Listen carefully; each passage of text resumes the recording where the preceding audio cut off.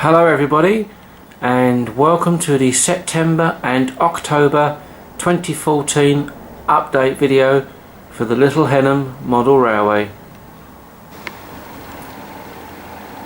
Okay, so sorry it's been such a long time since the last video, but in the last month I've been constructing 4 new buildings for the layout, which we'll have a look at in a moment. And then, as per normal, at the end we'll have a little running session.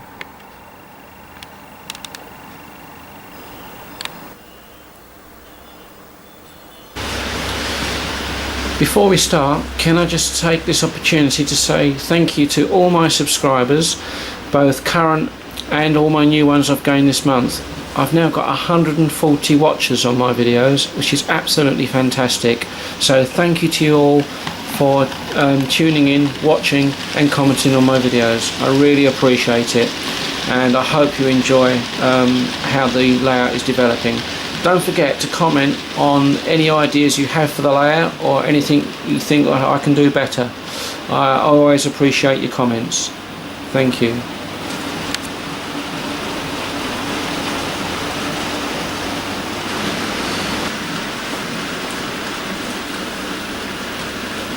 So, without further ado, let's look at what's new on the layout.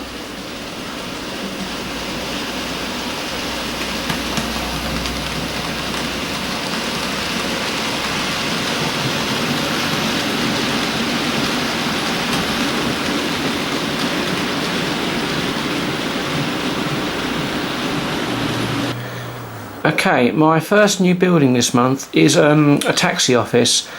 Just outside the station here, there was a gap that needed filling. Came up with several different ideas. In the end, I settled on a taxi office. But I had to try and locate one which I could scratch build from a photo. So this one, in actual fact, is based on a taxi office which I managed to find in Clacton in Essex.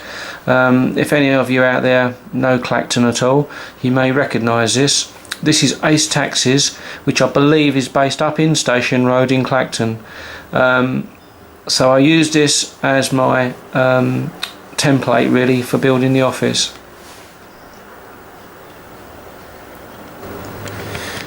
I've detailed the taxi office with all the correct signs, and it's done in the right colours. This was all done from photographs, but to make the taxi office a little bit more interesting, I've also detailed all the inside, and the roof here does come away.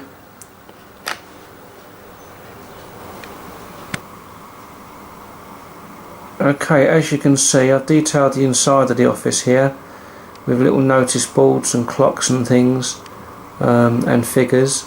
This side of the office is where the orders for the taxis are taken.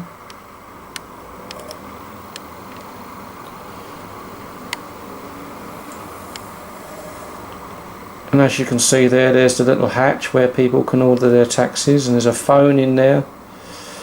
And there's someone sitting at a desk there. Now it's quite hard to see, trying to get the camera angle right here. And then on the other side of the office you've got where the people would place the orders, and I've put a poster in there and a little seat for people to sit on.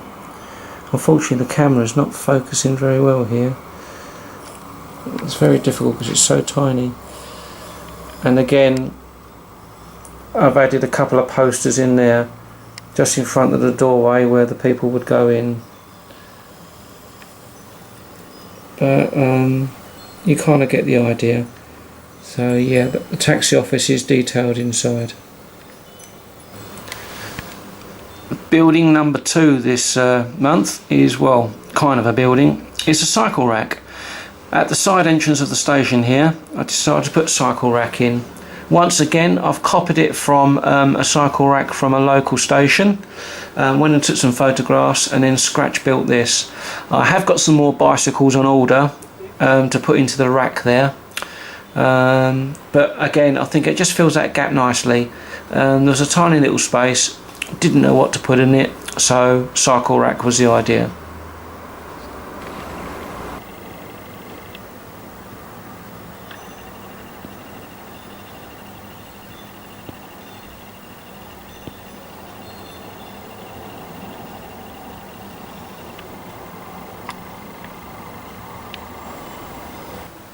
Okay, my third building this month is the first of the buildings which will go along the backdrop, along the front of the layout. And I've chosen, again, another building from Southend-on-Sea. Some of you from this area might recognise this, and this is going to be a wedding shop. In reality, it's near Southend United football ground on Victoria Avenue. It sits on the corner of the road. Once again, I went and photographed it, and I've copied the correct colours and things like that. Now I'm going to throw this open to my subscribers. I need a name for the shop. So if you've got any really good names which you think would be alright for a wedding shop, give me a shout on the comments, because I didn't want to copy the exact name of the shop in Southend. I thought I'd try and come up with something a bit different. It can be funny, it can be quirky, just something that I could put on here. Now the idea for this is, as you can see just to the right there, I haven't put the side panel on the building because I'm still working on that bit. This building obviously isn't complete yet, and in the windows here I've ordered some figures. I think they're made by Prizer. And I'm going to have shop displays inside the windows of wedding dresses, morning suits, and general wedding accessories. So again, this shop will be detailed with all the right items. I'm going to show you hopefully the completed building in the next video.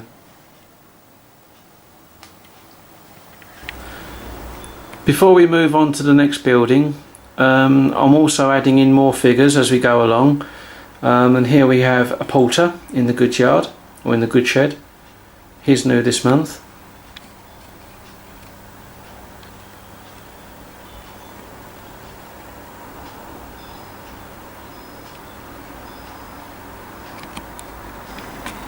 And I'm also adding in some more passengers to the platforms.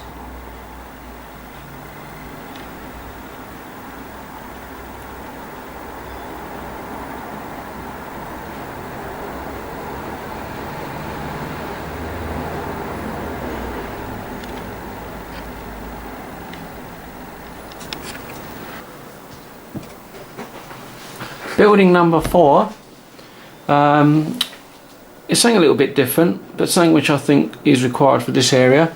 Next to my scrapyard there was a little bit of space, so yet again went out, had a look around to see what it was about, and came up with this toilet block.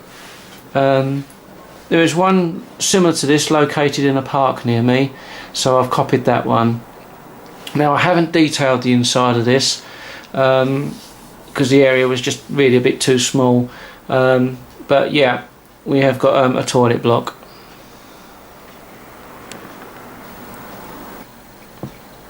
This has been made out of just normal picture mounting card and then overlaid with plasticard bricks by the usual manufacturers,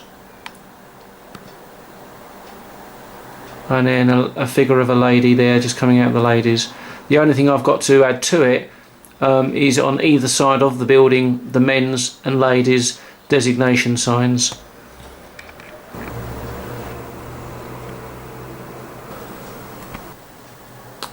The actual toilet block here and the area that I've landscaped is actually on one of the extension boards which fits into the layout, and by doing that I've actually managed to create a lay-by as well outside of the toilets, so we can actually put a vehicle parked up outside, and it's next to the scrapyard.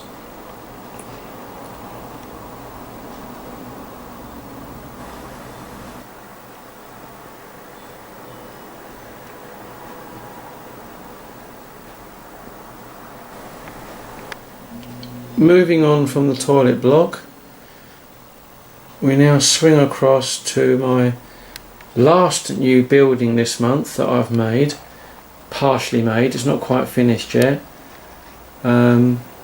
which now sits up on the hill in the town of Metcalfe. And what we have is a school. This is Metcalfe School, Metcalfe Junior School. I've based this on various different schools in the Southend area. I've taken different elements from the schools, i.e. roof line, windows, door design, the fencing outside. They've all come from different schools and I've amalgamated them to come up with really my own kind of little design.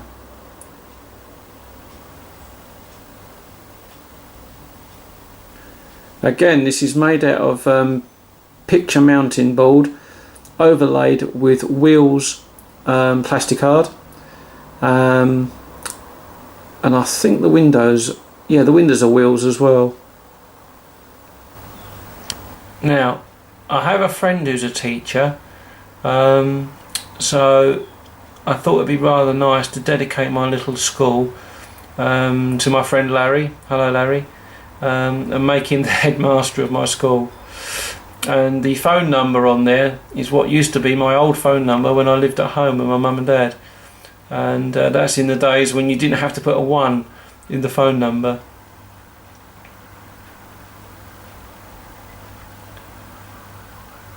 The establishment date 1888, that's a throwback to my interest in Jack the Ripper.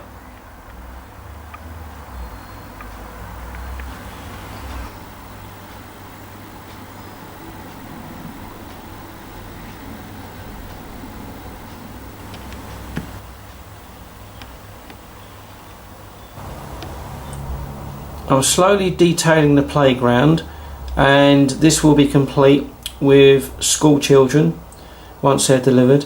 I've started to put the benches in around the playground, and obviously there is the proverbial hopscotch patch which you have in schools. Once again, if anybody out there has got any ideas of items that you would have had in a playground in the 1950s, for those of you that are in school in the 1950s, I'd appreciate any ideas of what else I can put in the playground.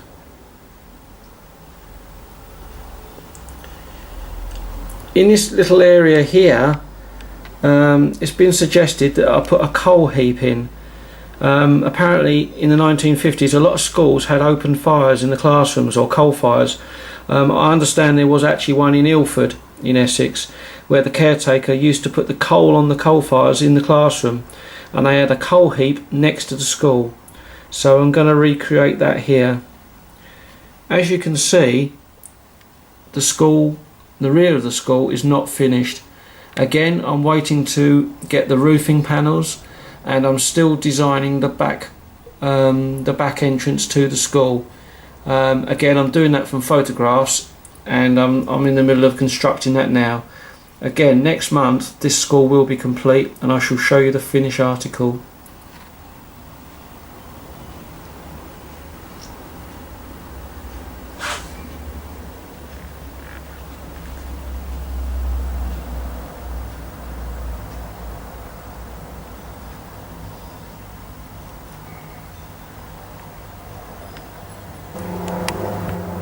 Okay, the last thing I want to show you this month is I'm also working on my other extension board where the fun fair is going to be, and I'm slowly building up stocks of traction engines and road rollers.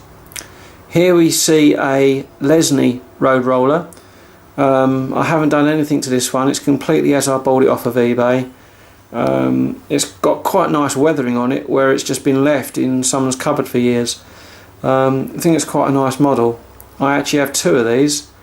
We have this one in its original condition, and we have a second one which was not in so good a condition anyway, and I've removed the roof on the road roller, so we have an open top roller.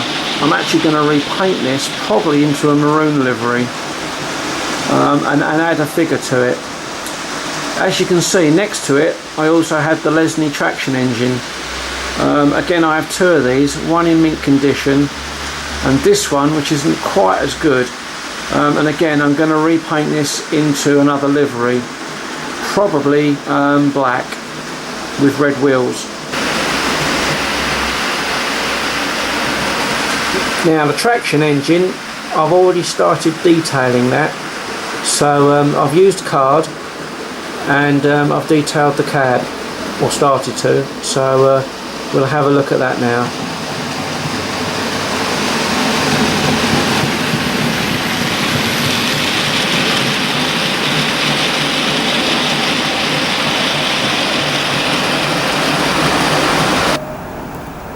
By removing the roof off the roller, you can have quite a good space to work with in which you can detail these models.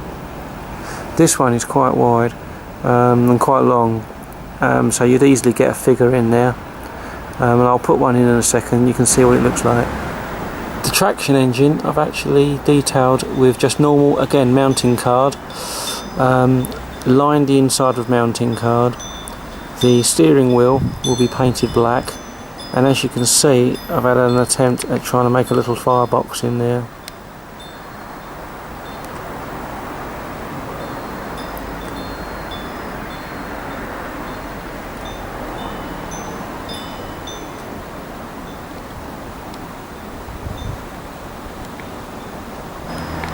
But when you add a figure into these vehicles, it's amazing how much better they look, and they'll look absolutely excellent on a traction engine rally scene on a layout. So I'm hoping to treat all my traction engines the same. They'll have figures either in them or working on them, polishing up the engines, sorting the coal out. And there we go. I've added a figure from the Prizer range. This particular man is a loco crew. But they lend themselves particularly well for going in the back of these traction engines, and with his arm in the right position, you can make it look like they're steering the traction engines.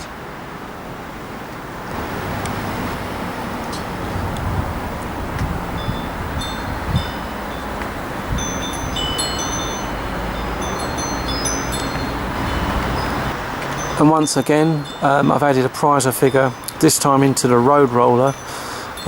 He's actually lower than what he should be because I haven't added the floor into this roller yet. I haven't detailed it, but once I've put in the lining for it and it's the correct height, the figure will be slightly higher than this. But as you can see, it gives you an idea of what you can achieve with these Lesney models. They're fairly cheap to buy online, and I've even found them at boot fairs in boxes of old toy cars and that. The other model to go with this is the Showman's engine. In the range there was three: the roller, the traction engine and the Showman's engine.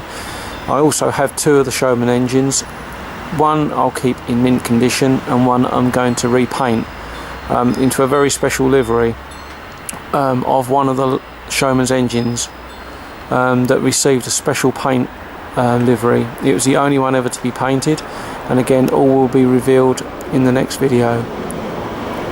But as you can see, the figures do add a little bit of character to these locos.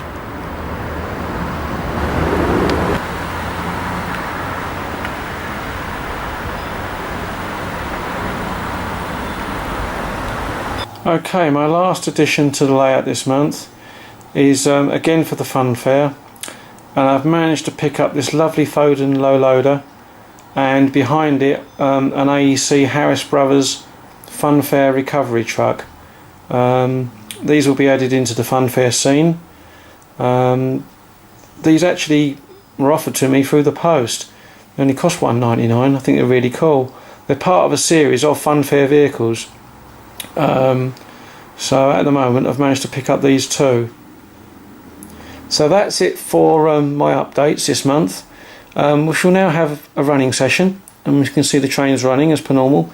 I hope you have enjoyed what I've showed you, and that you continue to tune in and see the layout as it grows. Once again, thank you to you all for subscribing, and I look forward to your comments. Thank you very much. Bye.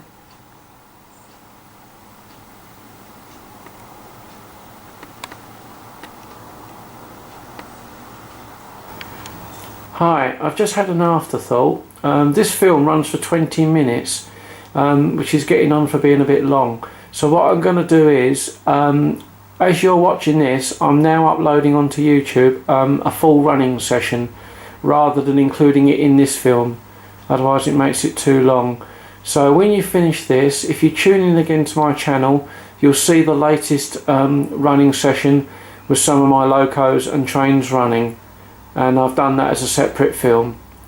Okay, hope you enjoy the running session, and I'll speak to you soon. Thank you. Bye bye.